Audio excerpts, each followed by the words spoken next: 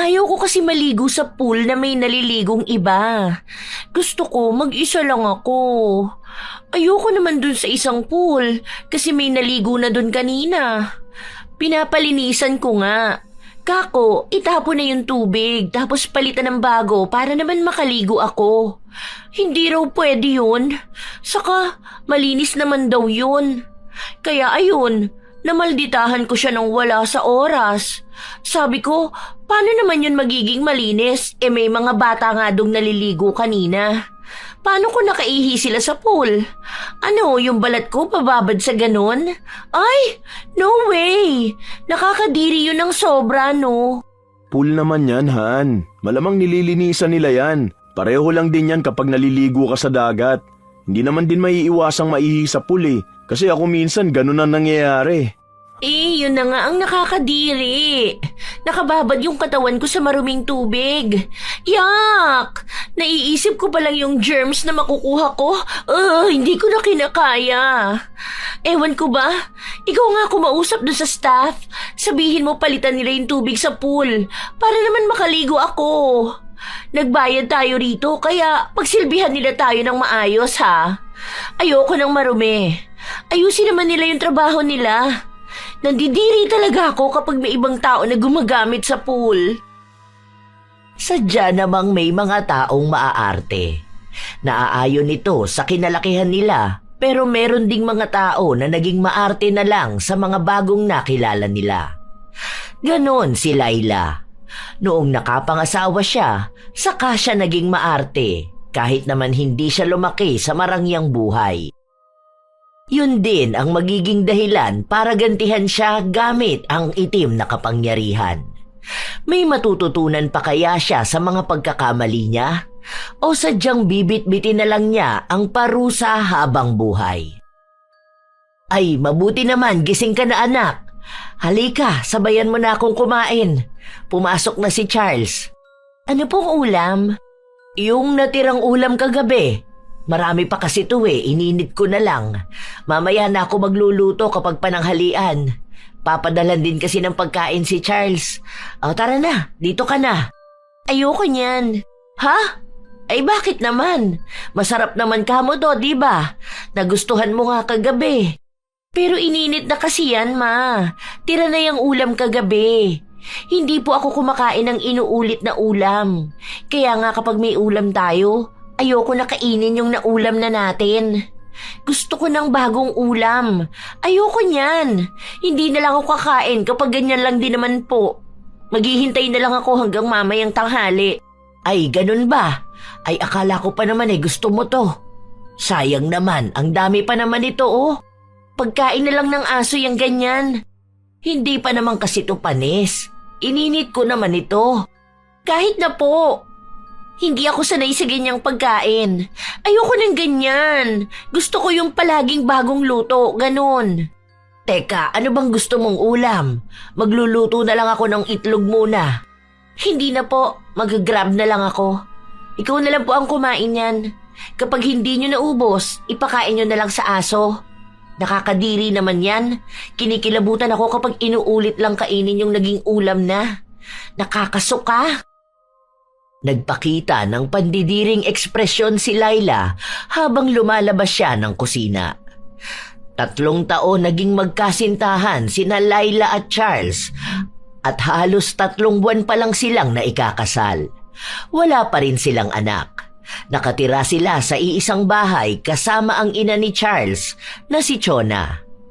Mabait naman si Chona. Maasikaso rin. Noong una, ayaw niyang tumira sila sa iisang bahay dahil pwede naman daw mangupahan si Chona kahit sa malapit lang sa kanila. Nagpapadala rin kasi ng pera ang panganay niyang anak. Pero ang mag-asawa na ang nagsabi na sumama na lang siya sa kanila para kahit paano rin ay may kasama si Laila. Hindi lang akalain na simula nung maikasal sina Charles at Laila, lumabas ang pagiging maarte ng babae. Hindi siya lumaki sa marangyang pamilya. 7 silang magkakapatid at pangatlo siya. Maliit ang bahay nila. Nakatira sa ilalim ng tulay, kaya kung tutuusin, sanay na siya sa kahirapan. Nung inilayo siya ni Charles sa ganoong buhay, tila ba naging mas maarte pa siya sa babaeng lumaki sa karangyaan. Isang hapon, nasa loob ng bahay si Laila. Pansin niya na may alikabok sa taas ng TV. Bakit naman ganito, Ma? Ang dami po yatang alikabok. Di ba po may naglilinis dito sa bahay? Oo, pero hindi siya makakapasok ngayon. Masama nga raw ang pakiramdam, kaya kako, kung kaya niya, bukas na lang. Pagsabihan niyo po na ayusin niya ang paglilinis. Kasi naman po, tingnan niyo may mga nakikita akong alikabok. Hindi pa naman po ako pwede sa ganyan kasi may allergy po ako. Kaya nga po iwas ako sa mga marurumi. Nakakadiri naman po kasi talaga. Ay, ganun ba? Bawal ka rin sa mga dumi, ganon? Opo. Kaya nun talaga iwas na iwas ako sa ganyan dahil kapag inatake talaga ako ng allergy ko, ay malala po talaga. Bawal din ako sa mga, alam niyo po yun, sa lugar ng mga mahihirap. Like sa mga squatter po, ganun. Paano yan noon sa bahay niyo? Di ba ang sabi mo noon nakatira lang kayo sa ilalim ng tulay? Hindi ba doon marumi? O kaya ano? Yung parang mas maalikabok kasi dinadaanan ng mga sasakyan. Marami po, kaya lagi ako inaatake ng allergy ko. Kaya nga po ang sabi sa akin ni Charles, dito nga raw po sa bahay niya walang alikabok. Nung nakaraan po, nakita ko yung air purifier, hindi ko alam na hindi po pala gumagana. Nasira kasi yun ng tagalinis dito. Nabagsak niya. Ipapaayos ko pa sana bukas kasi pupunta rito yung pinsan ni Charles. Kilala mo na yata yun, si Anthony. Hindi ko po kilala. Baka hindi ko po matandaan. Basta po, ipaayos nyo na po agad yan, Ma. Kasi hindi talaga ako pwedeng atakihin ng allergy ko. Baka ako naman po ang mahirapan yan. Saka po pala, mas maganda yata kung kukuha na lang kayo ng kasambahay kesa dyan sa tagalinis lang. Para masigurado na malinis ang bahay. Tapos may maayos po sanang magluto, ganun. Yung masusundan lahat dito sa bahay. Ang dami kasing dapat gawin na hindi ko rin po magagawa. Kasi nga, alam nyo naman, naghahanda ako para sa pagbubuntis ko. Sabihan mo na lang din si Charles kasi siya lang ang pwedeng magdesisyon yan dito. Kayo lang mag-asawa. Kung ano mang mapag-uusapan nyo, di sige, okay lang din naman sa akin. Nagtuloy-tuloy ang kaartehan ni Laila. Kahit na ano na lang na makita niya, pinupuna niya. Kahit na wala naman dapat magiging problema. Hanggang sa dumating na rin ang kasambahay na kinuha nila. Kakilala ito ni Laila, hindi niya lang agad napansin. Nakatira din ito sa ilalim ng tulay, malapit lang sa bahay nila. Si Chona kasi ang pumili ng kanilang kasambahay. Bakit siya yung kinuha niyo, Ma? Ang ganda kasi nung nasa resume niya. Nabasa ko na maayos naman siya magtrabaho. Tapos kilala rin pala siya nung kumari ko. Siya yung dati niyang kasambahay. Ilang taon daw siya doon. Hindi naman siya aalis kung hindi lumipat ng ibang bansa yung mga amo niya. Mabait naman siya. Bakit? May hindi ka ba nagustuhan sa kanya? Masarap din daw siya magluto. Ayaw ko lang po sa kanya. Hindi ko gusto yung vibes niya. Kilalanin na lang muna natin. Kapag hindi maganda ang pagtatrabaho niya, di sige, papalitan ko na lang siya. Pero kung maganda naman, manatili na lang siya rito. Sige na, magpapahinga na ako. Aba, nananakit na naman ang balakang ko. Iba talaga kapag tumatanda na. Nagpatimpla na pala ako ng gatas para sa'yo. Sa mga sumunod na araw, patuloy ang kaartehan ni Laila. Minsan, kahit na sinusunod na ang gusto niya, marami pa rin siyang inirereklamo. Hanggang sa nakapag-usap silang dalawa na mag-asawa. Han, ano yung sinasabi ni Mama na hindi ka raw kumakain ng paa ng manok? Kasi ang daming naiwan dun sa kusina Pinabigay ko na lang sa mga kapitbahay. Di ba, nangangati ako kapag kumakain ng ganun. Saka, nakakadiri kasi, Han. Di ba dati paborito mukha mo yon? Yung iniihaw pa dun sa kanto sa inyo? Nung ko nga lang din natikman yun Nung bumisita ako sa inyo tapos inulam nyo yun. Kamo, mura lang kasi yun. Noon yun, Han. Alam mo naman na nag-iiba na ang tao. Saka tinitiis ko lang noon kasi nga wala kaming makain, di ba? Pero ngayon, gusto ko na kasing umiwas sa mga hindi pwede sa akin. Paano na lang kapag nagkaroon tayo ng baby? Paano kung may sakit ako dahil sa mga bawal sa akin, di ba? Hindi ko kasi alam yun eh. Sana sinabi mo sa akin. Ano pa ba mga bawal sa'yo? Para masabihan ko rin si na mama. Baka kasi bigla rin nilang mailuto. Sinasabi ko naman kay mama kapag bawal sa akin. Huwag ka na mag-alala. Pinaniwalaan na lang ni Charles ang kanyang asawa kahit na hindi niya sigurado kung totoo ba ang sinasabi nito. Kinabukasan, maagang umalis si Charles dahil masyado siyang abala sa kanyang trabaho. Kaya 3 na naman silang naiwan sa bahay kasama ang kanilang kasambahay. Nak, aalis muna ako ha. Baka bukas na ako uuwi. Pupunta ako doon sa kapatid ko. Alam na po ba yan ni Charles, ma? Oo, nasabi ko na sa kanya bago siya umalis.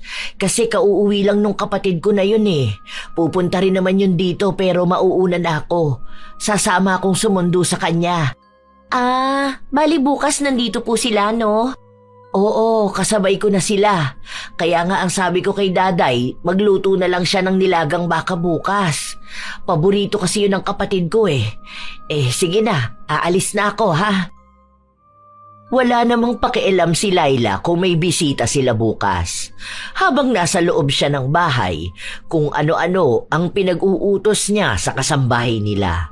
Hindi naman ito makapagreklamo kahit na alam ng dalaga na ang kaartehan ni Laila ay gawa-gawa lang. Noon namang mga bata sila, kahit na anong pagkain ay kinakain ito. Kumakain pa nga sila ng pagpag noon. Kinabukasan, nagising na lang si Laila noong ginising siya ng asawa. Han, gising na.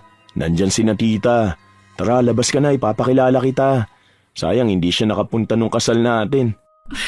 Pwede bang huwag na lang muna lumabas?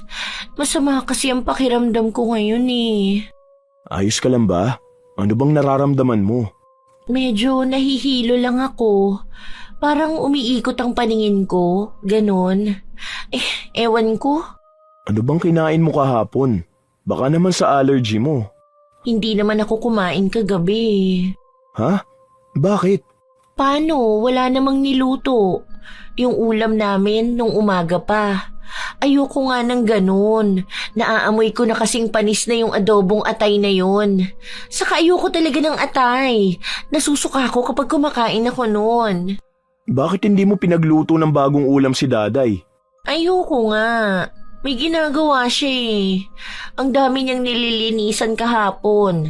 Kasi nga bibisita yung tita niyo rito.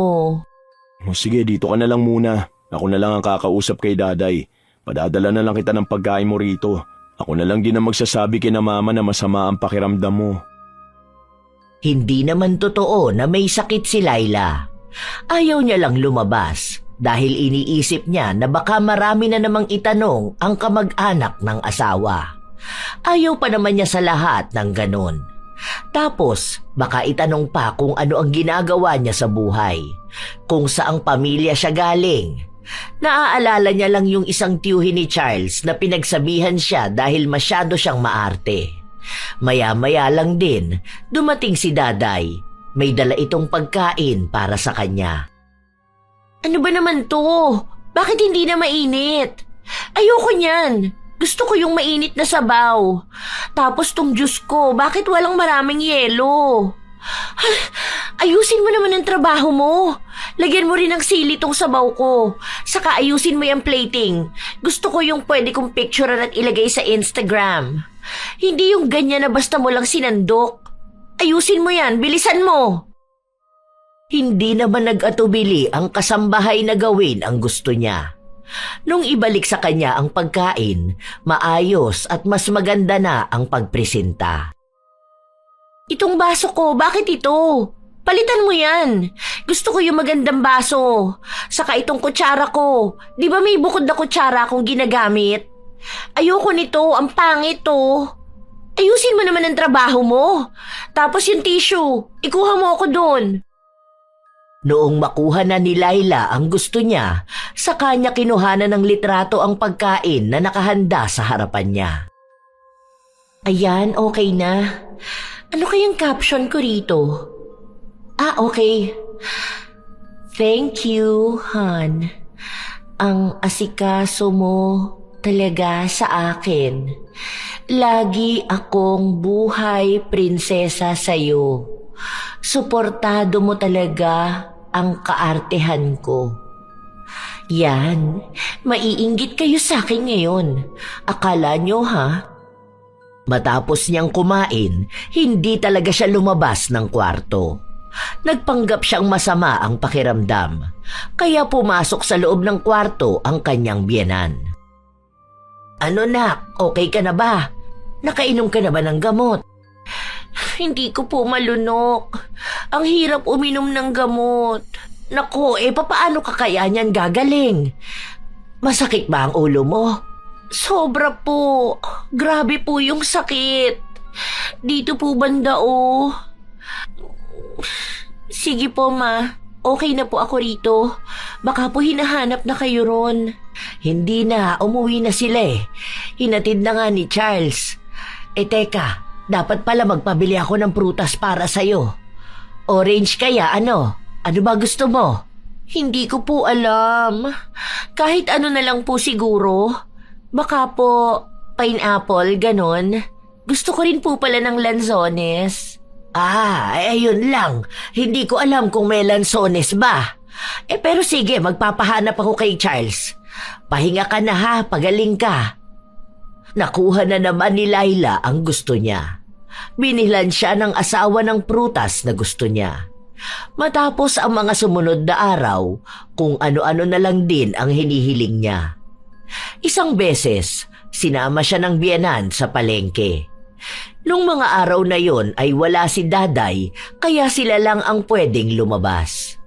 Habang naglalakad sila sa bilihan ng isda, nakatakip lang ang ilong ni Laila.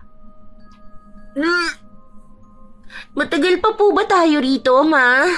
Bibili kasi ako ng pusit Bakit? Hindi ko na po kaya rito. Ang baho ng lugar na to. Feeling ko po susuka na ako Kanina ko pa pinipigilan. Ang baho! Hindi ka ba sanay sa ganito? Normal naman ang amoy kahit na malansa kasi nga bentahan to ng isda. Hindi ako sanay sa malalansang lugar, ma. Sige, doon ka na muna. Hintayin mo lang ako doon. Doon ka sa may mga prutas para yun ang maamoy mo. Naghahanap pa kasi ako ng magandang bibilhan ng pusit Bibili din ako ng sapsap. Sabi ni Charles gusto niya ng sinigang na sapsap. Sige na, dalhin mo na rin kaya ito. Ayoko, ma.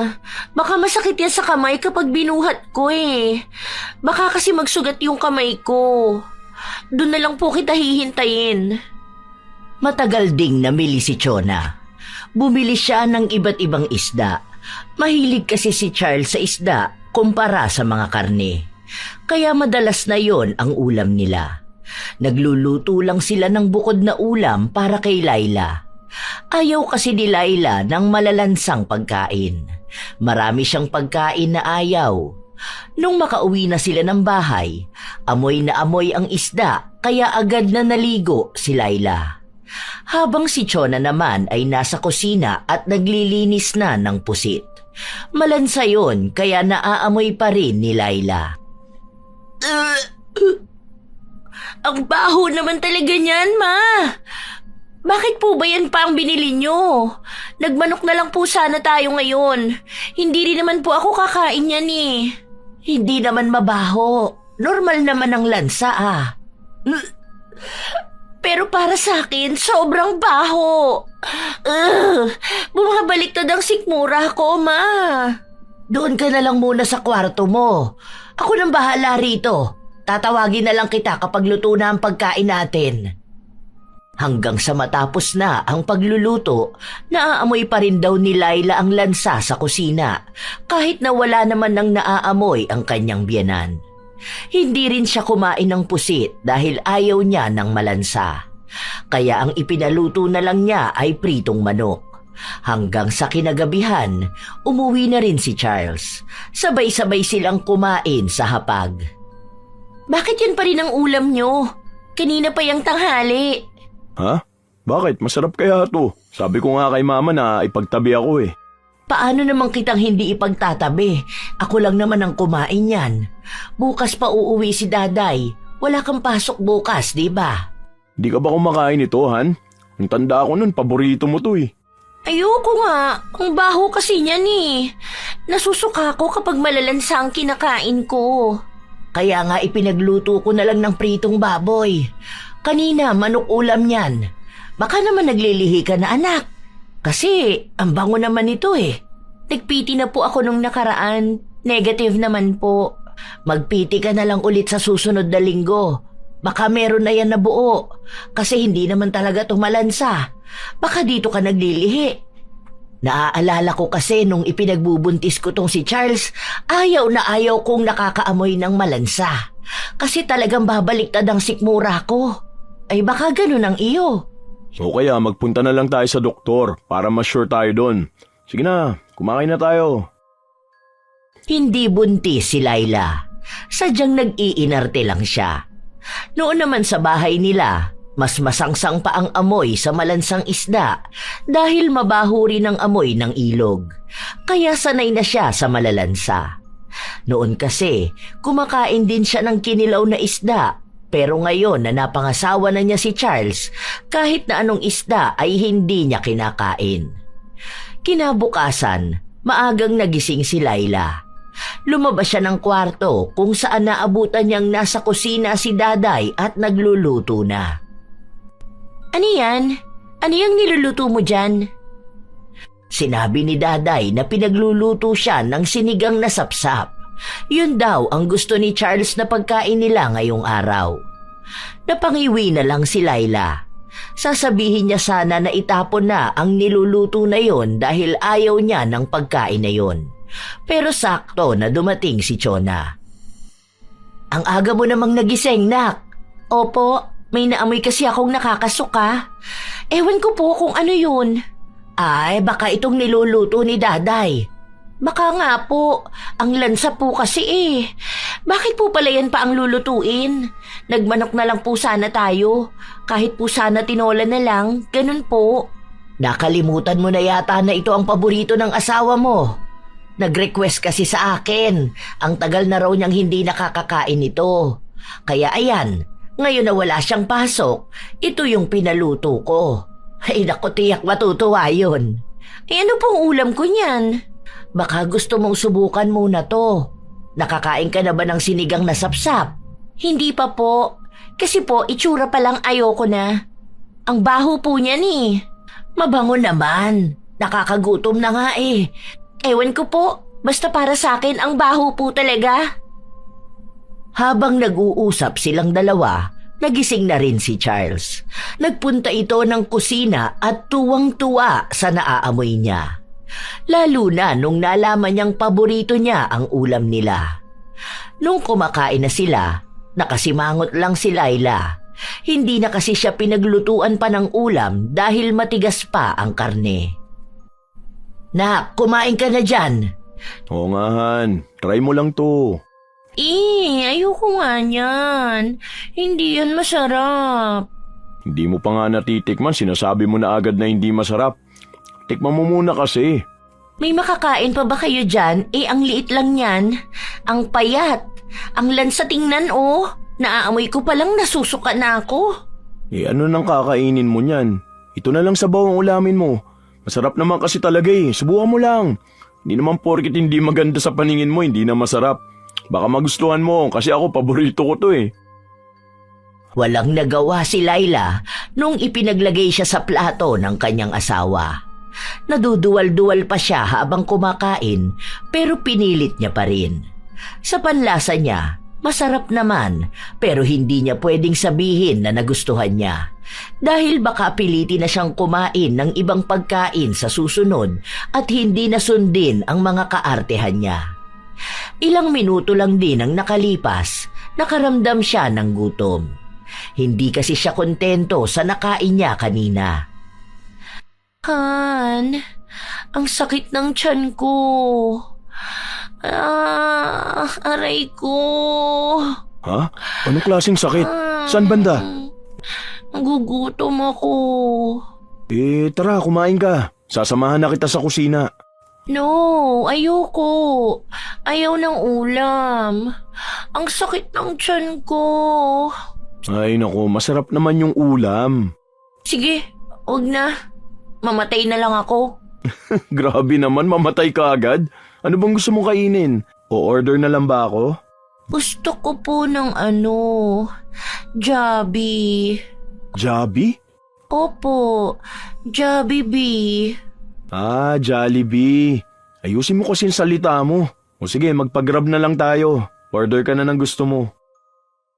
Masaya na naman si Laila dahil napagbigyan na naman siya. Sa mga sumunod na araw, palaging dumodoble ang gastusin nila dahil ayaw niya palagi ng pagkaing niluluto sa kanilang bahay. Minsan pang nagluto ng gulay ang kasambahay nila. Gabi na noon, sakto nakauuwi lang din ni Charles. Ayokong kumain. Ha? Bakit na naman? Gulay yung ulam eh. Hindi naman ako kumakain ng gulay. Chop suey yun. Di ba dati gusto mo naman yun? Ang kwento mo pa nga sa akin yun na madalas na ulam nyo. Kasi nakakahingi kayo ng libre sa palengke. Bakit pansin ko yung mga kinakain mo noon ayaw mo na ngayon? Ayoko naman talaga nun. Wala lang akong choice. Ayoko kaya ng gulay. Try mo na lang ulit. Gulay kasi kami madalas Kung hindi gulay, isda naman. Si mama kasi yun ang gusto. Tsaka mas healthy talaga. Pwede rin namang meat kaso bibihira talaga. Ayoko nga kasi nun. Pipilitin mo na naman akong kumain nun. Ano bang gusto mo? Gusto ko ng ham. Ham na naman? Hindi naman healthy ang kinakain mo. Puro na lang prito. Try mo na lang yung gulay. Masarap naman yun Tara na. Hindi kumikibo si Laila. Hindi niya ginagalaw ang pagkain na nasa plato niya. Nakasimangot lang din siya. Sinabi sa kanya ng biyenan na pwede naman niyang subukan tikman bago niya sabihin na ayaw niya. Dahil masarap naman daw ang pagkakaluto nun. Pero ayaw pa rin ni Laila. Kaya wala na silang nagawa kundi lutuin ang ulam na gusto niya. Kinabukasan, nasa loob lang ng kwarto niya si Laila, habang ang biyenan niya ay kasama si Daday sa kusina. Ay, teka nga lang, hindi ko kasi alam kung kumakain niya ng manugang ko. Naku, baka mamaya nakasimangot na naman yun. Teka nga, itatanong ko kung kumakain niya ng adobong isaw ng baboy. Sinabi ng kasambahay nila na kahit ano naman noon ay kinakain ni Laila. Minsan nga raw ay namumulot lang sila ng isda sa gilid ng ilog at iyon ang uulamin nila. Minsan kahit toyo ang ulam, kumakain siya. Kaya imposible raw na hindi gusto ni Laila ang mga nakahain sa harapan niya. Lalo na yun ang mga pagkain na pangarap niya noon. Kinuwento rin ni Daday na wala naman daw kaarte-arte noon si Laila. Kaya nagulat siya nung umaakto na ito na galing sa mayamang pamilya. Habang ang totoong mayaman na kasama niya, wala namang arte. Hindi ko rin alam basta ayaw niya ng kung ano-anong pagkain. Sabi naman niya madalas may allergy siya kaya hindi na namin pinipilit. Kasinungalingan daw yon. Noon naman ay kahit na anong kainin o gawin ni Laila, walang tumatama na kahit na anong sakit sa kanya. Pero kahit na ganon, wala pa rin naman silang magawa. Bago magluto si Daday, sinigurado muna ng kanyang biyenan na kakainin niya ang ulam nila. Pumayag naman si Laila at sinabi na kaya naman daw niya itong pagtiyagaan. Ilang araw pa ulit ang nakalipas, nagkaroon ng bigayan ng ayuda sa kanilang lugar kung saan kahit sina Chona ay pwedeng makakuha. Bale, 2 ang makukuha natin. Sa inyo ni Charles tapos yung sa akin. Bukas yun ng 8 a.m. Pupunta tayo ng plaza. Bakit kailangan pa nun, Ma? Huwag na lang po tayo pumunta. May pambili naman po tayo, di ba? Sayang din naman yun. Dagdag din yun dito sa bahay. Pang-grocery ba? 5 kilong bigas din yun, aba. Kung 2 sa atin, edi 10 kilo na rin yun. Bigay naman yun eh. Ayoko kasi ng maraming tao eh. Tapos siksikan. Ang babaho pa naman ang amoy ng mga mahihirap na tao. Huwag ka naman magsalita ng ganyan, anak. Malamang mainit, kaya papawisan. Mahihirap lang naman po kasi ang pipila sa ayuda. Hindi naman po kayo mahirap, kaya dapat hindi kayo nakikipagsiksikan. Hindi naman sa ganon. Bigay sa atin to. Lahat naman tayo may karapatang kumuha ng bigay galing sa gobyerno. Hindi naman tayo sobrang yaman, ano? Yung pinagkakakitaan natin dito sa bahay, galing lang din sa pagtatrabaho. Hindi naman sa pagnenegosyo. Kaya malaking tulong na rin ito sa atin. Kaya okay lang po sa inyong makihalubilo sa mga dukha. Huwag kang magsalita ng ganyan. Mahirap man sila, mga tao pa rin sila. Ay, kung ako lang talagang tatanungin, ayoko makipagsiksikan sa mga tao, no? Tapos madidikit ako sa mga mahihirap na yun. Ang babantot nila, ang lalagkit na mga pawis. Naiisip ko palang, naiinis na ako. Nagsalita si Daday at sinabi sa kanya na samantalang noon daw ay nakikipagsiksikan pa siya para lang makakuha ng 1 kilong bigas. Nakikipag-away pa siya kapag wala siyang nakukuha na ayuda. Tapos ngayon, umaasta na siyang hindi alam ang pakikihalubilo sa mahihirap. Na para bang lumaki siyang nasa loob ng mansyon. Dahil sa sinabi niya ay nainis sa kanya si Laila. Gusto na nga siyang tanggalin sa trabaho pero hindi ito pinayagan ni Chona. Lalo pa at malaki ang naitutulong ni Daday sa kanya sa bahay. Ni minsan kasi ay hindi humawak ng walis si Laila. Hindi siya naglinis ng bahay, kaya ngayon na naroon na si Daday, gumaan na ang trabaho ni Chona. Hanggang sa dumating na ang oras na kukuha na sila ng ayuda. Napakaraming tao. May mga nakikita pa si Laila, nakakilala niya. Ew! Huwag ka nga masyadong lumapit sa akin. Pawis na pawis ka, oh. Isa pa to, ang lansa mo masyado. Naduduwal ako, ma. Nagtitinda kasi ng isda yan sa palengke. Napadaan lang din para kumuha ng ayuda niya.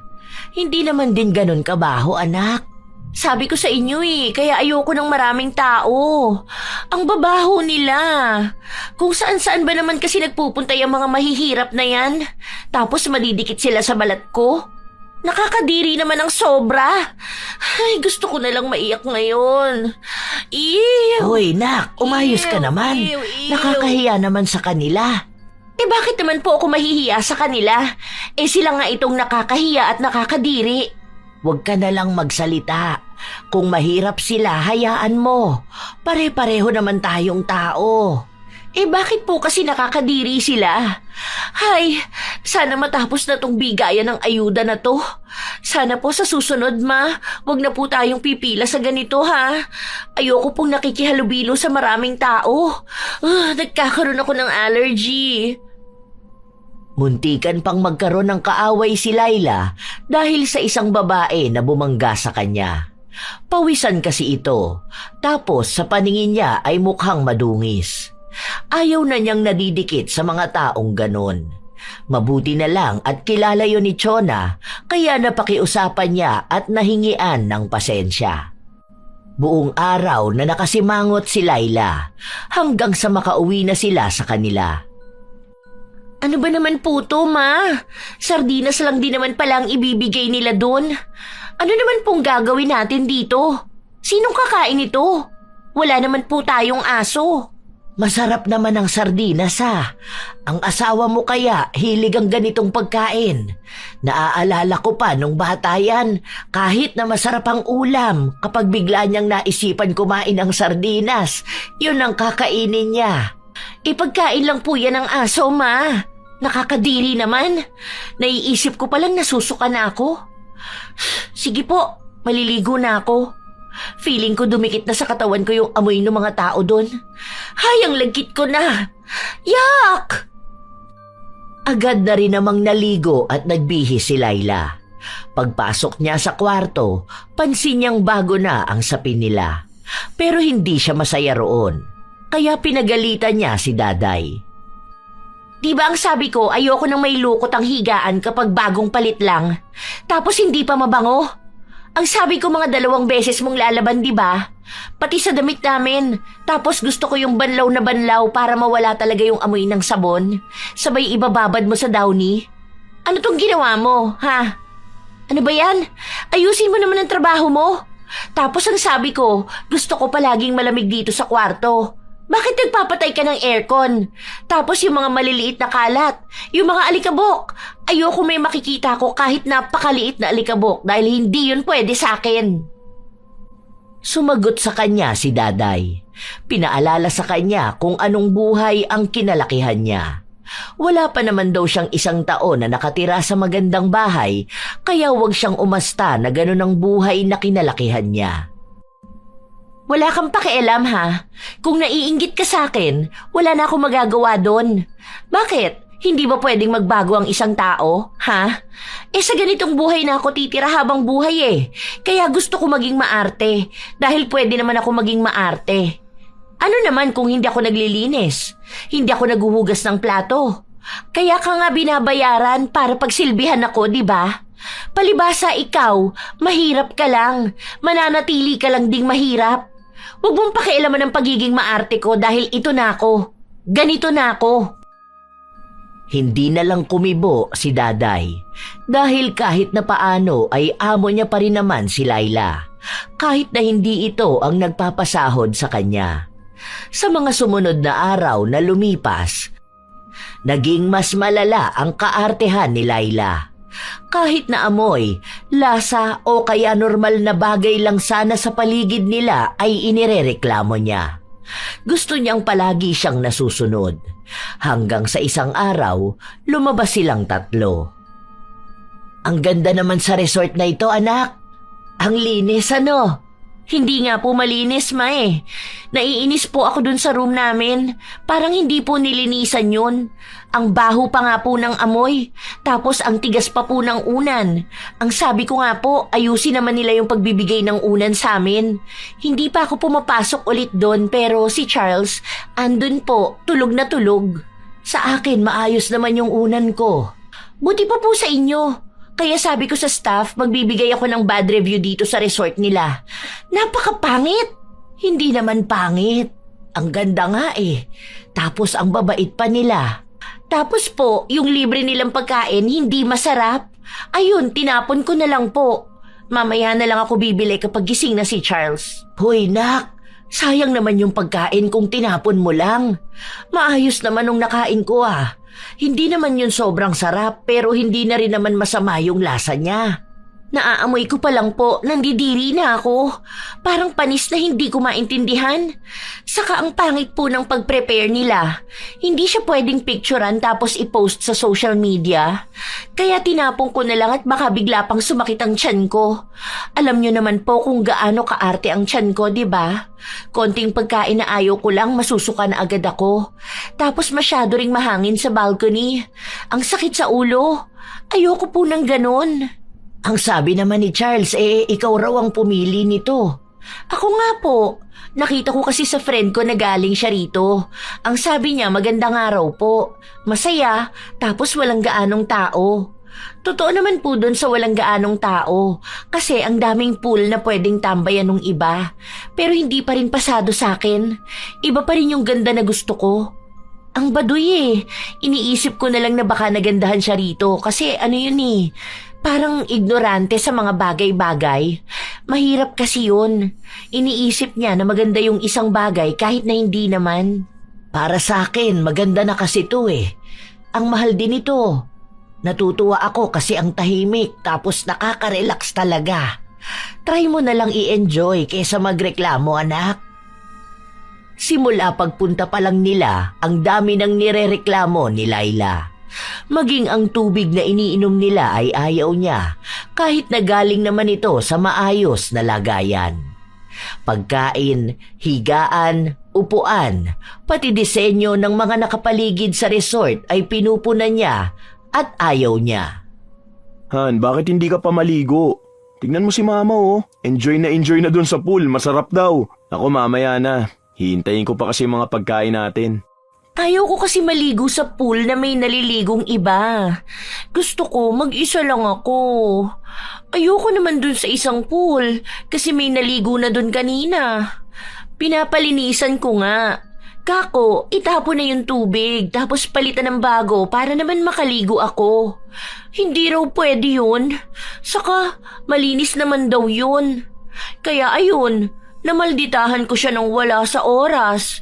Sabi ko, paano naman yun magiging malinis? May mga bata nga dong naliligo kanina. Paano kung nakaihi sila sa pool? Ano, yung balat ko pababad sa ganon? Ay, no way! Nakakadiri yun ng sobra, no? Pool naman yan, Han. Malamang nililinisan nila yan. Pareho lang din yan kapag naliligo ka sa dagat. Hindi naman din maiiwasang maihi sa pool eh. Kasi ako minsan ganun ang nangyayari. Yun na nga ang nakakadiri. Nakababad ang katawan ko sa maruming tubig. Yuck! Naiisip ko pa lang yung germs na makukuha ko, hindi ko na kinakaya. Ewan ko ba? Ikaw nga kumausap dun sa staff. Sabihin mo palitan nila yung tubig sa pool para naman makaligo ako. Nagbayad tayo rito kaya pagsilbihan nila tayo ng maayos ha. Ayoko ng marumi. Ayusin naman nila ang trabaho nila. Nandidiri talaga ako kapag may ibang tao na gumamit sa pool. Hindi yun pwede, Han. Alam ko may araw lang na pinapalitan ng tubig sa pool. Paano naman ako makakapagbabad niyan? Sayang naman binayad natin dito. Huwag ka na lang maging maarte kasi. Ako mamaya tatalo na dyan sa tubig. Ew! Ewan ko sa inyo. Basta ako hindi. Baka mga tipa ako dyan. Malagyan pa ng dumi ang balat ko. Hanggang sa matapos ang araw ng kanilang bakasyon, hindi naligo si Laila. Pinagpipilitan niya kasing papalitan ang tubig, pero kahit na anong paliwanag sa kanya na hindi pwede ang gusto niya, hindi niya pa rin maintindihan. Madalas din na nakakaaway niya ang mga tauhan sa resort. Mabuti na lang mabait ang kanyang biyenan at asawa, kaya sila na lang ang kumakausap sa mga ito. Isang araw, nagpasama si Chona sa kanyang manugang na asikasuhin ng isa niyang benepisyo. Inayos na lang din ni Laila ang iba niyang papeles. Mamaya pa raw tong 2 p.m. Maghintay na lang tayo. Upo na lang tayo rito. Hindi ba pwedeng pumasok na sa loob? Ang init dito sa labas oh. Dapat inuunan nila tayo eh. Ayoko pa naman sa lahat yung pipila pa ko. Hindi naman ganon kainit. Eto, magpaypay ka na lang muna. Nakasilong naman din tayo eh. Maraming tao sa loob, makikisiksik ka ba doon? Baka hindi mo rin ramdam ang aircon. Naiinis naman ako sa kanila. Alam naman nila na nandito na tayo. Bakit hindi pa tayo ang unahin nila? Hindi naman tayo espesyal. Normal na tao lang tayo. Katulad lang din tayo ng mga naghihintay at gusto nang matapos kung anong dapat nilang ayusin. Anak, dapat matuto kang maghintay. Matuto kang makisiksik. Dahil paano yan kapag nagkaroon ka na ng anak? Mahihirapan kang maging maarte. Kahit na ayaw mo, maghuhugas ka ng puwit ng anak mo. Magkakaroon ka ng lungad sa damit mo. Marurumihan ka. Maraming magbabago kapag kayong dalawa na lang talaga ng asawa mo ang magkasama. Ano pong silbi ng mga kasambahay? Hindi naman laging sila ang kikilos. Kapag nagkaroon na kayo ng anak, hihigpit na kayo niyan sa budget. Maliban na lang kung malaki talaga ang pinagkakakitaan nyo. Mahal magbayad ng kasambahay at yaya. Saka dapat matuto ka nun sa sarili mo. Hindi pwedeng lagi kang nang aaway ng tao. Oo, normal naman ang maging maarte. Dahil kahit naman ako nung kabataan ko, nako sobrang arte ko. Pero nakapag-adjust ako. Dahil hindi naman pala palaging dapat kaartehan ng paiiralin. May kaartehan pa rin naman ako ngayon pero hindi naman yung sobra. Pero kahit na po ma, ewan ko, basta maarte talaga ako.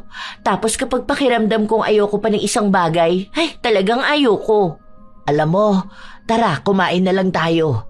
Ayun oh, gusto ko ng kwek-kwek. Ew! Anong kwek-kwek po? Ayun yung sa tuhog-tuhog. Masarap yun. Paborito ko yun. Tara na, masarap din yung fishball nila dyan. No, ma. Ayoko po niyan. Hindi ka po ba nandidiri sa ganyang pagkain sa kanto? Like, maalikabok. Tapos yung mantika pa na pinaglulutuan nila, inuulit-ulit pa nila yun. Tapos kung saan lang din nila nabili yung mantika. Tapos yung mga gamit nila, hindi nakaka-aesthetic tingnan. Saka ang dugyot, ganun. Kaya ayaw ko niyan, ma. Huwag ka na kumain yan. Wala namang problema sa akin. Hindi naman maarte ang tiyan ko. Saka gusto ko yung mga ganyang pagkain. Kumain na lang tayo sa coffee shop. Order tayo ng kape tapos tinapay, ganun. Ayoko doon. Ang mahal ng kape doon eh. Nasa 200 pesos tapos hindi naman masarap. Yung tinapay naman nila sobrang tamis. Yan ang gusto ko. Ang tagal ko na kasing hindi nakakakain yan eh. Ay, ayun may lumihan din pala doon sa gilid. Ay, tara, doon na lang tayo kumain. Nagrereklamo si Laila dahil ayaw niya talagang kumain sa gustong kainan ng kanyang biyenan. Pero wala na siyang nagawa matapos siyang hilahin doon. Sa gilid lang yon ng kalsada. Nakalagay sa maliit na mangkok ang pagkain at nakabalot ng plastik. Tuwang-tuwa si Chona dahil bibihira lang din siyang makakain nito. Habang sarap na sarap si Chona, ang manugang naman niya ay hindi na makakain. Nakapilantik ang mga daliri nito habang hawak ang kutsara. Kakaunti lang din ang sumasayad na pagkain sa bibig niya. Kada subo niya, panay siya pandidiri. Nakatingin sa kanya ang mga tao na kumakain din. Pinagsasabihan siya ng biyenan dahil nakakahiya ito kung tutuusin. May isa pang babae na nagsabi sa kanya na mukha naman siyang hindi mayaman para hindi kumain ng ganon. Wala raw sa itsura niyang ipinanganak sa mayamang angkan na yun ang unang beses na titikim ng pagkain sa kanto. Hindi naman daw siya mukhang artista. Dahil buti pa ang ibang artista ay sumusubok ng pagkain sa kanto. Sino ba naman siya para mag-inarte ng ganon? Hindi mo lang kasi ako kilala. Kung ito lang ang pagkain na kaya mo, wala na ako magagawa doon. Basta ako ayoko ng ganito. Hindi ako sanay kumain ng pangmahirap na pagkain ha. Saka ang dumi kaya nito. Isipin mo tong kutsara na to kung sino-sino nang nakakain dito. Tapos paano kaya to niluto? Mukha namang dugyot din yung tagaluto. Ew! Hindi talaga kaya ng sikmura kung kumain ng ganito. Muntikan pa silang mag-away ng babae, pero inawat na lang sila. Hindi rin naman kasi nagpapatinag si Laila sa kanyang kaartehan. Nung makauwi na sila sa bahay, para bang nagsusuka siya ron.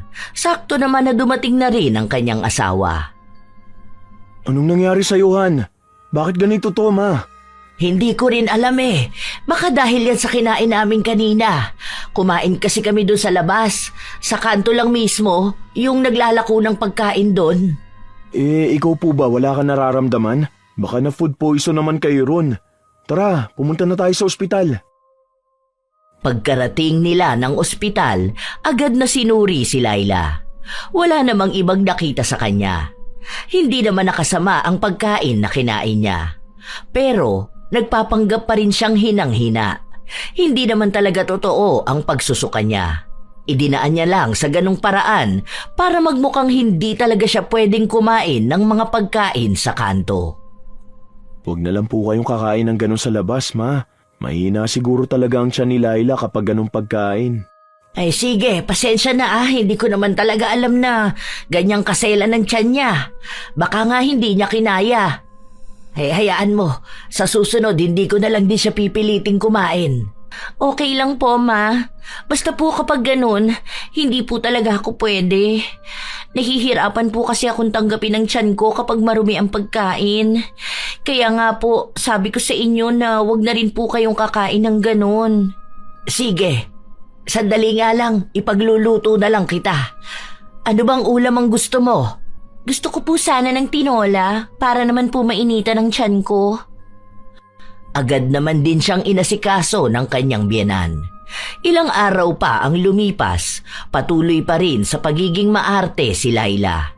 Minsan nga ay nahihirapan na si Chona na alamin kung ano ba talaga ang gusto at ayaw nito. Ang dati kasing sinasabi niyang gusto niya, minsan ay ayaw niya kapag nasa harapan na niya. Isang araw, umalis si Chona dahil may kailangan siyang asikasuhin mag-isa. Kaya naiwan lang si Laila kasama si Daday. Labhan mo nga ulit yung mga damit ko. Ang kate eh. Hindi ako sanay na makati ang damit ko. Parang hindi mo naman inayos yun. Sumagot si Daday na maayos na raw niyang nilabhan yun. Wala rin naman siyang natatanggap na reklamo mula sa iba niyang amo. Bakit siya pa ang maraming arte? Kaya nagkasagutan silang dalawa. Hanggang sa umabot sa punto na galit na rin si Daday sa kanya. Lalo na sa pinaggagagawa nitong kaartehan na nagpapahirap sa mga taong nasa loob ng bahay. Wala kang pakialam, okay? Buhay naman namin to. Saka, okay nga lang sa asawa at biyanan ko na maarte ako eh. Tapos ikaw magrereklamo? Katulong ka lang naman. Dapat sa'yo nagsisilbi sa'kin. Kailangan mas sundin mo ang kaartehan na meron ako. Naging mas mayabang din si Laila. Isang araw, nasa grocery silang mag-asawa. Namimili sila ng mga gamit sa bahay at sa banyo. May inilapag na 4 na klase ng sabon si Laila. Oh, ano yan? Ang dami naman yung sabon na yan. Meron na kami rito oh. Yung kay mama sa bahay tapos ito yung sa atin. Ano yan? Para saan? 5 beses kasi ako nagsasabon ng katawan ko eh. Bali, ito yung una, soft lang. Parang pang baby lang. Tapos yung last ko, yung Koji ko dun sa bahay na binili natin ng set. Ang dami naman. Isang sabon lang okay na yun. Tapos saka ka nalang maghilod. May magbabago ba kapag 5 beses ka nagsasabon? Kaya naman pala halos 2 oras ka kung maligo. Ang taas na rin kaya ng bill ng tubig natin. Mas nagiging malinis kasi ang katawan ko kapag 5 sabon ang gamit ko eh. Kapag kulang ang sabon ko, ayun, doon ako madalas iritable. Kasi feeling ko ang lagkit ko, ganun. Sige na, bilhin mo na yan. Para din naman yan sa kalinisan ko eh. Nagtataka lang ako, ang dami kasi. Tapos ang dami mo rin pinapahid sa katawan mo kapag tapos ka na maligo. Baka naman masobrahan ka na niyan sa linis. Masama rin yun ah. Basta. Alam mo naman kung gaano ko kaarte, di ba? Ayaw ko nang marurumihan ako. Sige na, Han. Thank you. Naging mas malala pa si Laila. Pati sa gamit sa bahay, gusto niya lang binabanlian bago nila gamitin. Tapos hiwalay pa palagi ang plato niya, maging ang mga kubyertos niya. Bawal may gumamit ng baso niya dahil kung sakali na may ibang makiinom, gusto na niyang ipatapon kaagad. Pati sa pagkain, hindi pwedeng basta masusunog ang sibuyas dahil aayawan na niya ang pagkain. Hindi pwede na maraming bawang dahil hindi na siya kakain. Gusto niya lahat ng sasabihin niya ay masusunod sa loob ng kanilang pamamahay. Kaya nananawa na rin si Chona. Minsan pang nagsabi siya sa anak niyang lilipat na lang siya ng bahay. Gusto na niyang bumukod dahil nahihirapan na siyang makisama sa kaartehan ng kanyang manugang. Pero nakiusap sa kanya si Charles na pakisamahan at pagtiisan na muna si Laila. Magbabago rin naman ito. Hanggang sa isang araw habang kumakain sila ng hapunan. Oh, bakit? Ayaw mo na agad kumain? Ayoko na. Hindi naman masarap. Masarap naman ah. Di ba ito yung gusto mong luto? Wala din naman yung gaanong bawang. Tapos hindi ko rin pinalagyan ng mga sinasabi mong may allergy ka. Masarap naman dahil magaling magluto si Daday. Hindi ko gusto. Wait lang. Hindi na pagpapanggap ang kanyang pagduwal. Sumuka siya sa lababo pero ang nakapagtataka ay kulay itim ang tubig na lumalabas sa kanyang bibig. Sinabayan pa ng maliliit na ipis at ibang insekto. Nang hina ang tuhod niya matapos na makita yon, pati na rin ang mga kasama niya sa bahay ay nataranta sa nangyayari. Akala nila 1 beses lang yun nangyari pero nasundan pa ng 2 pagsuka niya ng insekto. Kada suka niya ay nanghihina talaga siya. Ay, Diyos ko po. Bakit naman nagkakaganyan ka, anak? Ano na naman nakain mo niyan? Wala ka namang ibang kinakain. Kung dali na kaya natin siya sa ospital. Hindi naman yan magagamot sa ospital. May sinusuka siyang kakaiba. Insekto. Ibig sabihin, parang ano yan, yung sa mga barang, ganon. Binabarang siya? Totoo ba yun? Ewan ko. Pero nung panahon namin, uso yung ganyan. Hindi ko lang akalain na magkakaganyan siya. Ngayon lang din naman ako nakakita ng tao na sumusuka ng ipis. Ay, nakakakilabot kaya. Teka, susubukan kong magtanong sa kaibigan ko. Mas may alam siya sa mga ganito eh. Hindi na mawari kung ano ba ang nararamdaman ni Laila. Kahit na hindi siya kumain, panay pa rin siya suka. Isang araw, nakahiga lang siya sa kama. Mabilis na nangayayat dahil hindi na siya nakakakain. May nakausap na ako, anak. May tinuturo siyang albularyo sa akin. Kaso dadayuhin pa natin. Mas mainam na yung ganon, kesa naman maubos ng tuluyan yung lakas mo sa kasusuka mo. Ma, sobrang sama talaga ng pakiramdam ko. Ayan na naman. Feeling ko may ipis na naman sa sikmura ako. Hindi talaga ako makagalaw ng maayos. Bakit ba ganito? Hindi ko rin alam, anak. Wala ka namang ibang nakakain, hindi ba? Wala naman po. Dahil ayokong kumain ng ibang pagkain. Ayoko nga po na magkasakit ako. Kaso, ang lala naman itong naging kapalit. Basta kung sakali man na maipapagawa o ipapainom sa iyo ang albularyo, gawin mo na lang ha. Huwag ka na lang muna maging maarte. Mas maganda kung gumaling ka na muna. Dumayo pa sila ng malayo para mapuntahan ang albularyo. Naglabas ng malaking pera si Charles para lang gumaling ang kanyang asawa. Nung kaharap na nila ang albularyo, sumuka na naman si Laila. Mas malalaki na ang ipis. Hindi na katulad noong una na maliliit lang talaga. Kulay itim pa rin ang likido na lumalabas sa kanyang bibig.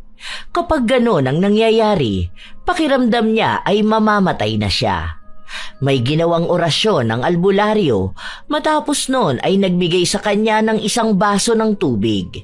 Kinuha ito sa may mga nakababad na erbal at sinabing kasama rin daw nakababad ang buhok ng tikbalang na malaki ang tulong para magtanggal ng ritual sa isang tao. Pero hindi yun ininom ni Laila. Pasimple niyang itinapon. Ayaw niyang inumin dahil sa kanyang kaartehan. Noong umuwi na sila ng bahay, mas lumala pa ang naranasan niya. Sunod-sunod siyang sumuka. Kung saan-saan din lumalabas ang mga insekto, maging sa kanyang mata, ilong o sa tenga. Basta sa bawat parte na may butas sa kanyang katawan. May mga maliliit pa nga na uod na lumalabas kahit sa kanyang puwitan. Nako, bakit naman imbis na gumaling ka lalo ka pang lumalala? Peki naman yung albularyo niyon, ma. Hindi naman niya ako kayang pagalingin. Sabi ng kaibigan ko, magaling yon. Saka yung babae na nakausap ko noon, sabi niya tinulungan pa nga siya ng albularyo na makuha mula sa mga engkanto noon Basta maniwala ka lang daw talaga nagagaling ka. Peke siya, ma. Ibang paraan na lang po. Ayoko na ng ganitong pakiramdam. Sobrang hirap po. Yung tiyan ko, feeling ko palaging kinukutkot ng ipis. Nakakadiri po. Ayokong isipin kasi lalo po akong nasusuka. Bakit naman kaya ganyan? Sino naman kaya ang may motibo para gumawa niyan sa'yo? Feeling ko po, si Daday. Baka naiinis na siya sa akin. Imposible naman, kasi yung relihiyon niya hindi naniniwala sa mga ganito. Baka naman ibang tao. May iba ka pa bang nakaaway? Teka nga, ako na lang ang babalik dun sa albularyo para naman makausap ko siya. para malaman ko rin bakit mas lumala ka pa sa halip na gumaling. Gusto ko na kumain, Ma. Magpapahanda ako ng pagkain mo. Yung masustansya para kahit paano makabawi ka naman ng lakas. Naghanda ng pagkain si Daday. Pero sa kaartehan ni Laila, hindi niya ito kinain. Itinapon niya pa. Kung ano-ano na lang ang hinihingi niyang pagkain. Pero kapag kakainin na niya, isusuka naman niya. Kaya wala ring kinahahantungan ang pagbabawi niya ng lakas dahil kusa rin naman niya itong inilalabas. Naiinis na sa kanya si Daday. Pinagsasabihan siya na may nararamdaman na nga siya, mas pinapairal niya pa rin ang kanyang kaartehan na wala naman na sa lugar. Isang beses pa, may mga bisita na naman sa bahay ni Chona. Hindi naman sila magtatagal pero nakihinto lang muna sila bago nila puntahan ang dapat nilang bibisitahin. Natural na maingay, kwentuhan ng mga magkakamag-anak, tawanan, ingay ng mga bata. Nasa loob ng kwarto si Laila, hindi naman siya naiingayan pero ginawa niya yung paraan para magpaalis ng bisita. Tinawagan niya ang kanyang biyenan. "O nak, may kailangan ka ba? Gusto mo bang pumunta ako sa kwarto mo?" Hindi na po, Ma. Baka pwede pong sabihan niyo yung mga kausap niyo na wag po silang maingay.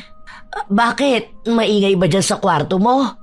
Mahina na ang boses namin. Saka malayo-layo naman kami. Hindi ko alam na naririnig pala hanggang dyan. Sensitive po kasi ang tenga ko.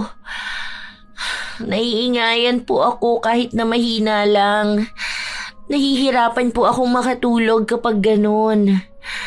Kaya nga po, nakikisuyo na ako sa inyo. Gusto ko po magpahinga. Baka pwedeng wag naman pong maingay. Ay, oo, sige. Doon na lang pala kami sa labas. Pasensya ka na. Sige, tulog ka na ha. Magpahinga ka na muna dyan para makabawi ka ng lakas.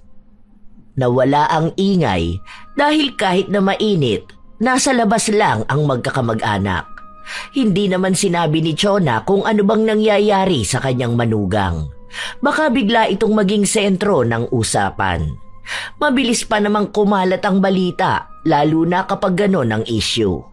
Dahil sa pagpapaalis ni Laila, naging tahimik ang lahat. Pero kasabay nun ay may lumabas na ipis sa kanyang tenga. Halos mapasigaw siya sa sakit at pandidiri. Naiiyak na lang siya sa mga sumunod na nangyari sa kanya. Ilang buwan ang inabot ng ganong kalagayan niya. Hanggang sa bumalik si Chona sa albularyo. Kinausap niya ito tungkol sa kalagayan ng manugang. Gusto niyang malaman kung kailangan pa ba nilang bumalik para gumawa ng ritual. Pero ang sabi ng albularyo, hindi naman daw gagaling si Laila dahil hindi naman ito ininom ang gamot na ibinigay sa kanya. Hala, hindi niya ininom? May kaartihan kasi ang manugang ko na yun eh. Pagpasensyahan mo na po. Baka pwedeng bigyan mo ulit ako ng gamot. Ako na lang ang pipilit sa kanya na uminom nun para sana gumaling siya. Gusto ko na talaga siyang gumaling dahil naaawa ako sa kanya. Pati na rin sa anak kong laging napupuyat. Ayoko kasi na may nakikita akong nasasaktan. Maarte lang talaga yun pero mabait naman siya. Sige na, baka matulungan mo pa kami. Ako na lang talagang magpapainom sa kanya. Pangako, babantayan ko siyang maigi para lang makita na iinumin niya talaga yung bigay mo. Hindi nagbigay ang albularyo. Sinabi niya na kailangang si Laila mismo ang manghingi nun sa kanya.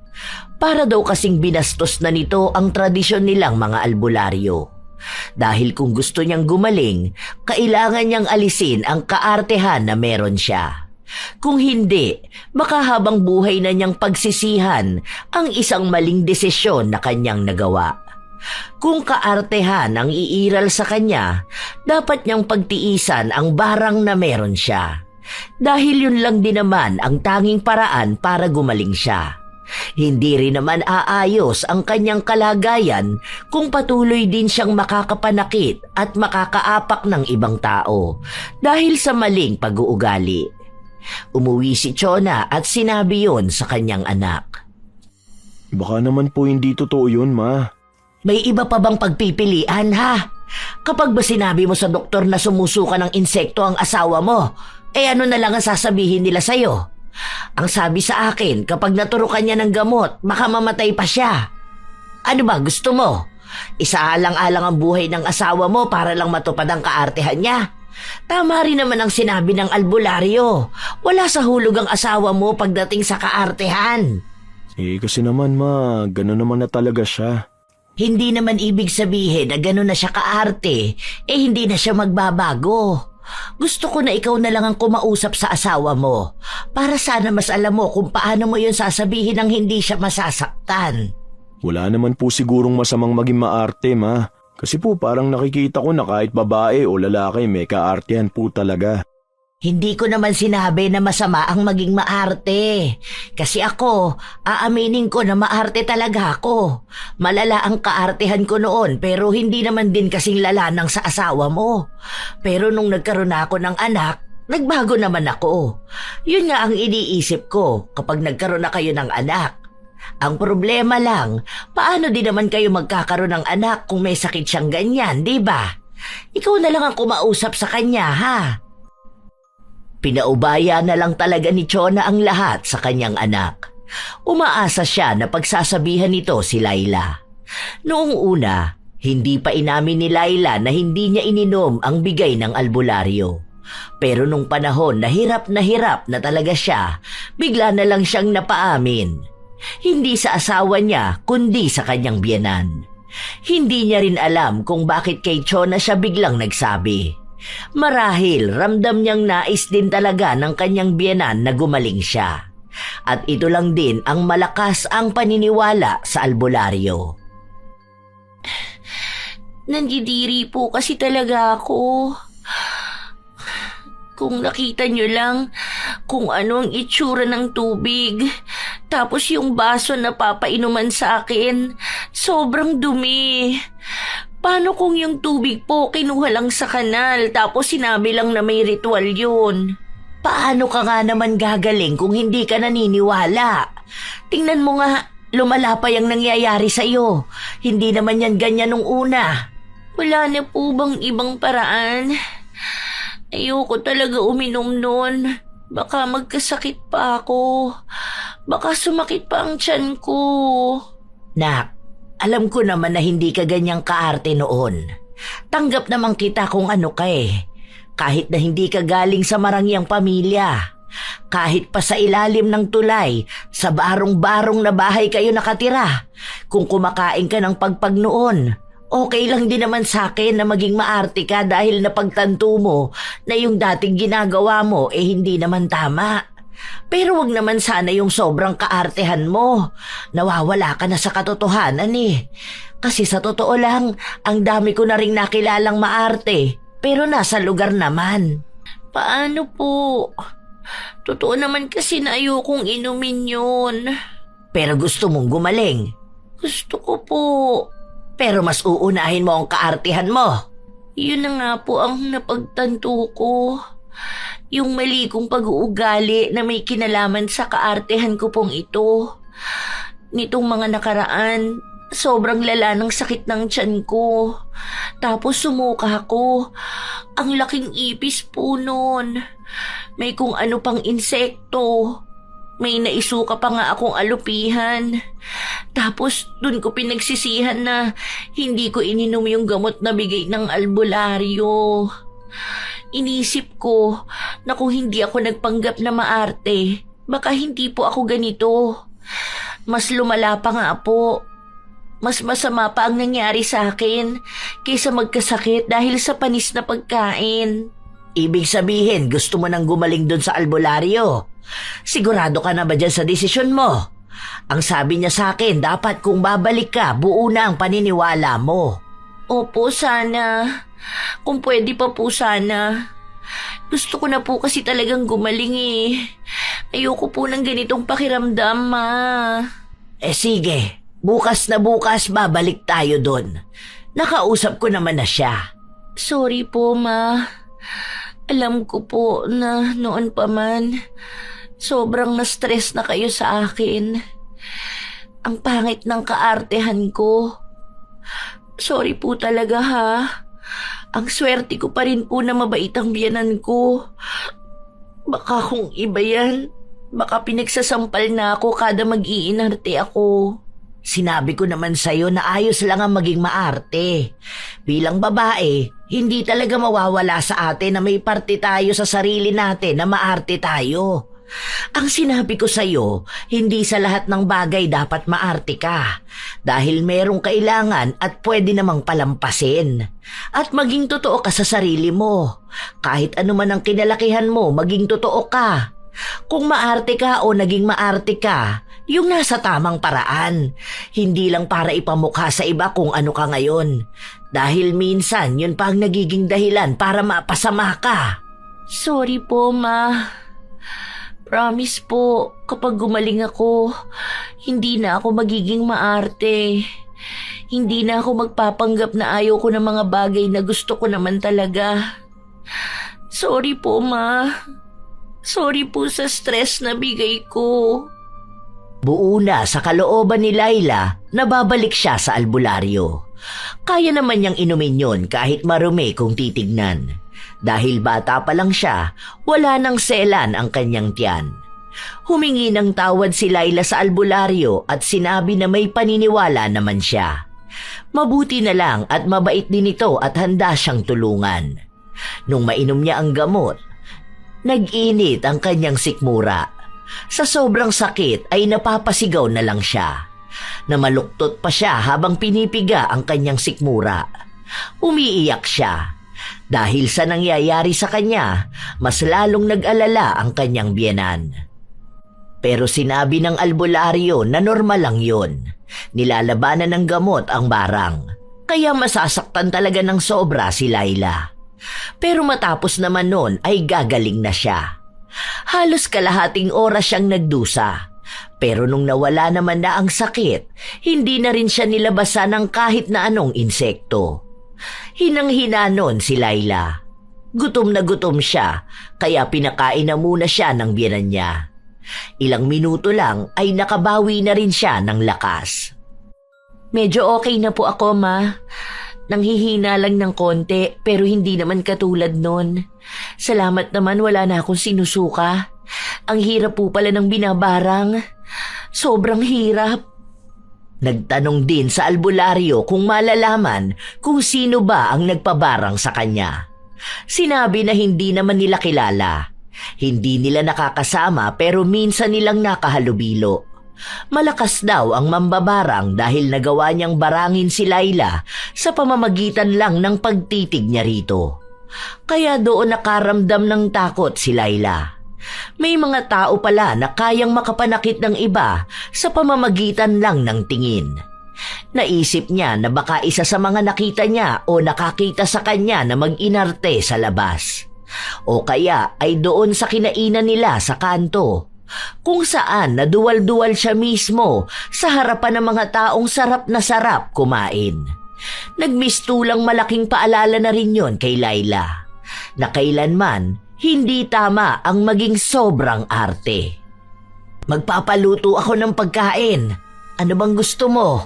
Sa totoo lang po, Ma, lahat naman po kinakain ko eh. Kahit ano na lang pong ulam. Sigurado ka na ba dyan? Baka mamaya magsigang ako ng isda tapos ayaw mo. Noon naman po panay kami isda. Minsan nga may lasa na yung isda kasi patay na nung nahuli namin. Kinakain ko pa rin naman po. Hindi naman po talaga ako maarte sa pagkain.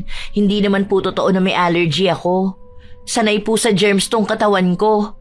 Nabuhay akong mikrobyo ang nagpapalaki sa akin. Natawa naman ako dun. Pero sige, magpapaluto na lang ako ng nilagang baka. Mas okay na yun para may sabaw ang kakainin mo. Para marami kang makain para tumaba-taba ka naman. Sige po, Ma. Saka po may isa pong pagkain akong gusto. Matagal na po akong hindi nakakakain nun eh. Gusto ko po sana ng balot. Sige, mamaya magpapabili ako niyan. Aba buti naman at gusto mo na nun. Naaalala ko pa nung kumain ka nun diring-diri ka sa sisiw.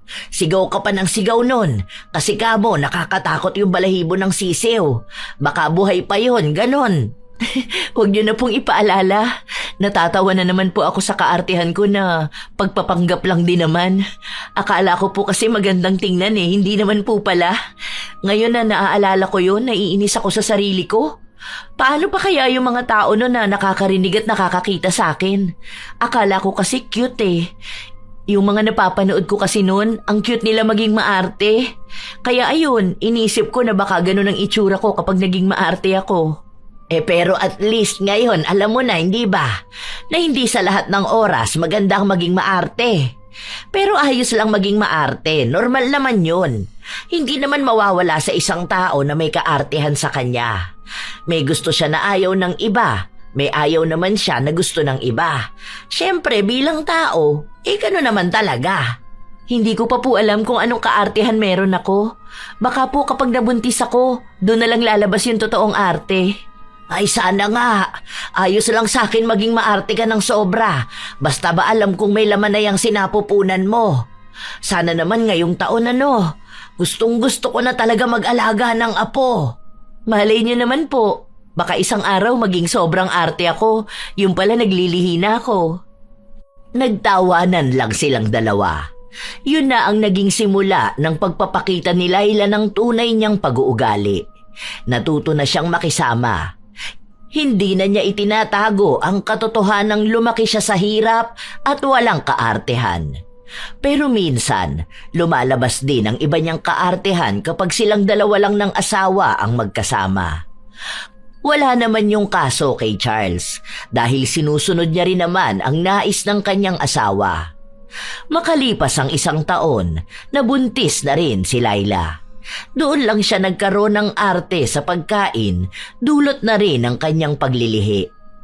Mas naunawaan na siya, mas lalong binigyan ng pansin.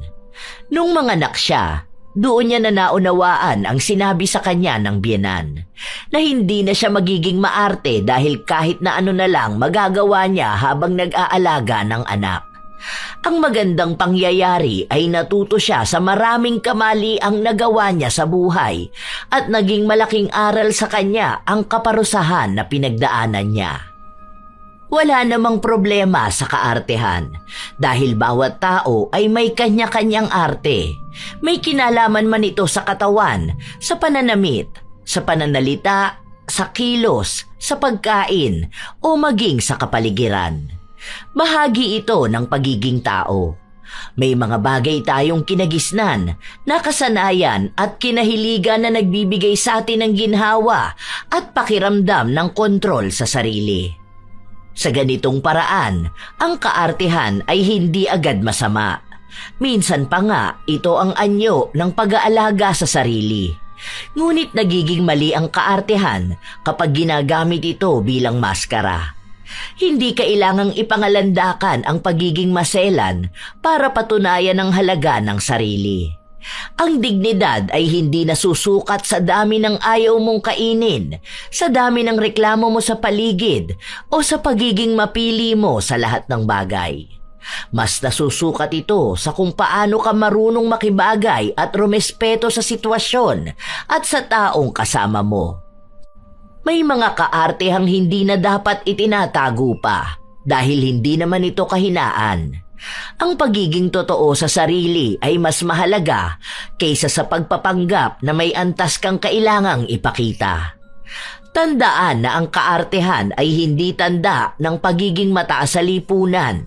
Minsan, ito pa ang nagiging dahilan para ayawan ng iba. Walang masama maging maarte. Ang masama ay magpanggap na maarte para tingalain ng iba. Kayo ba mga apo? Gaano ba kayo kaarte? Naiinis din ba kayo sa mga taong sobrang arte? Kung gayon, malamang ay may mga kwento kayo. Maaari nyo yang ibahagi kasama ang inyong opinyon ukol sa ating bagong kwento. Naway may natutunan kayong aral. Ito ang inyong Lola Telang at maraming salamat sa pakikinig nyo mga apo.